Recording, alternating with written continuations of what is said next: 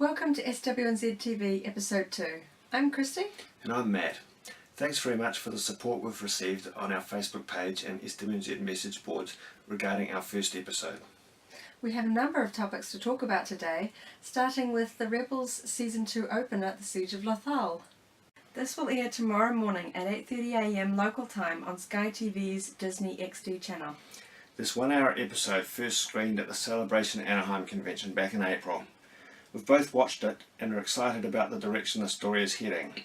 Without giving away spoilers, Rebels feels like it has a very well conceived, linear, overarching plot, and now that Season 1 has introduced the characters and their roles, we're starting to see the bigger picture unfold.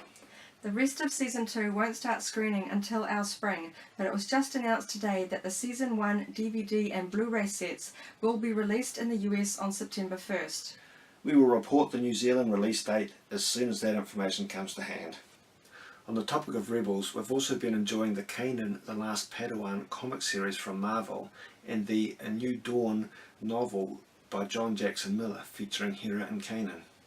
A New Dawn describes Hera and Kanan's meeting, and while not required reading for fans of the Rebels TV series, it adds another layer of meaning to their on-screen relationship.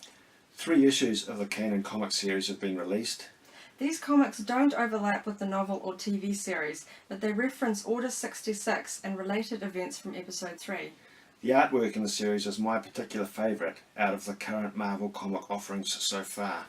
Moving on to store reports from around the country, there have been some very interesting developments at Kmart, Farmers and the Warehouse.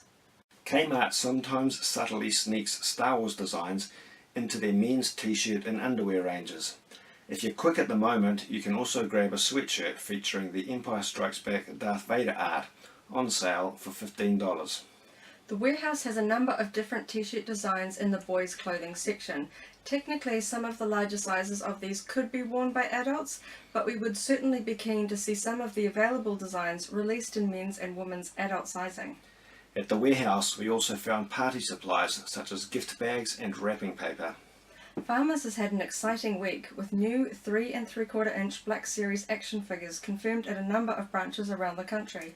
There are some really cool characters in these waves, which are likely to disappear fast. The other main find at Farmers is a Lego Star Wars duvet set available in single and king single sizes. If you've spotted a Star Wars product at your local store, feel free to let us know by posting your find on the SWNZ Facebook page or the SWNZ message boards.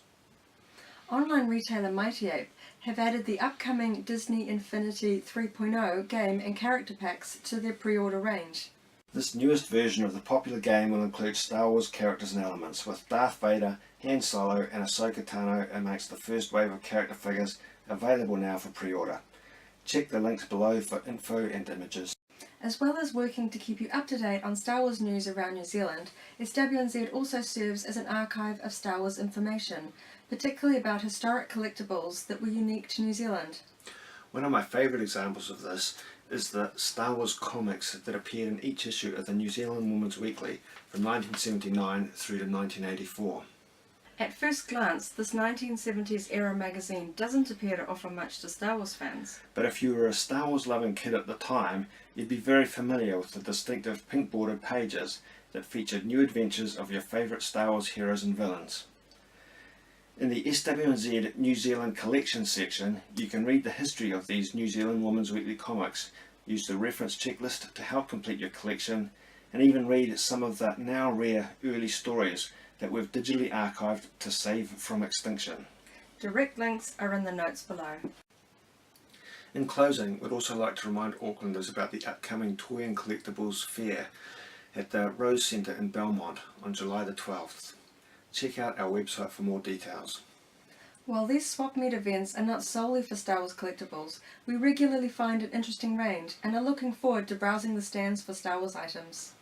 As always, to keep up to date with all the Star Wars news from around New Zealand, you can join in the discussion on SWNZforums.co.nz, keep an eye on SWNZ.co.nz and follow us on Facebook and Twitter.